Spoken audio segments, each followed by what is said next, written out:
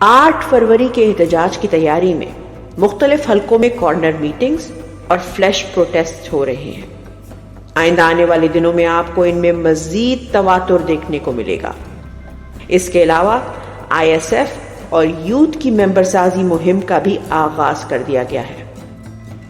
गुज़िश्ता रुकनियत साजी मुहिम के नतीजे में बनने वाले 27 लाख मेंबरान को फाल करने के लिए उनसे राब्ते और पार्टी सतह पर मेंबरशिप मुहिम का भी जल्द आगाज किया जाएगा। हमारी तहरीक इस वक्त पाकिस्तानी कौम की आईन और कानून की बहाली, जमहूरियत की हुक्मरानी और मुल्क के रोशन मुस्तकबिल की इकलौती उम्मीद है। इसीलिए जहां ग्राउंड पर एहतजाज की तैयारी जारी है, वहीं सोशल मीडिया एक्टिविस्ट और बैरून मुल्क मुकीम पाकिस्तानी ये सवाल उठाते रहे कि गोली क्यों चलाई और इसी शिद्दत के साथ नाहक असीरान की रिहाई के लिए अपनी आवाज बुलंद करते रहे। अपने आज और अपनी जानों को दांव पर लगाकर ये हमारे मुस्तकबिल के लिए निकले थे। इन शहीदों और इन असीरान को इंसाफ दिलाना हमारा फर्ज है। गिरफ्तार कारकुनान की रिहाई के लिए पार्टी सतह पर और इनफरादी कोशिशें हो रही हैं।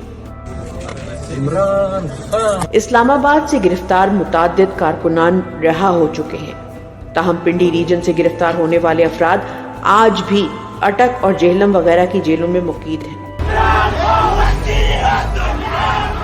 इन कारकुनान के खिलाफ एक एक फर्द पर 7-8 मुकदमे दर्ज किए गए हैं। इनकी रिहाई की कोशिशों के साथ साथ उनके अहले खाना की दिलजोई और हौसला अफजाई के लिए भी अपने तई टीमें तश्कील दी गई हैं जो उनसे राब्ते में हैं।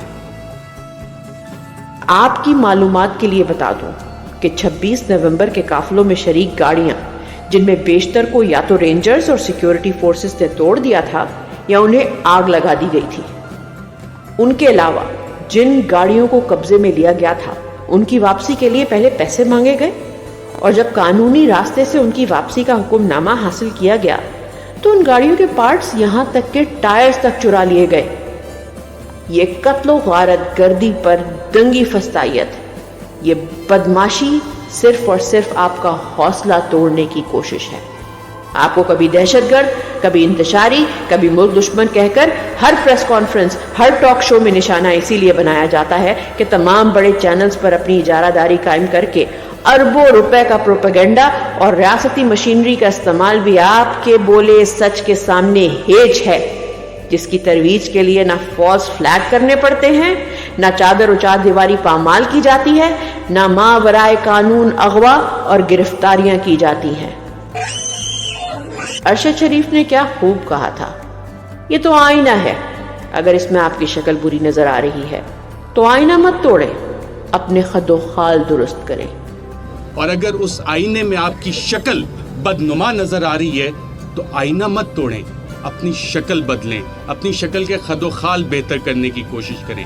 जहां गासिब माफिया के लिए मुनासिब होगा कि इस तलकीन पर गौर कर ले, क्योंकि जबर से जमहूर क्या जेर होना था, अपने नक्श मिटने की नौबत आ गई है। वहां आप भी अपनी ताकत का इदराक करें, अपना निशाना दुरुस्त और तवज्जो मंजिल पर मरकूज रखें। सफर तवील जरूर हो गया है, मगर बेमंजिल नहीं।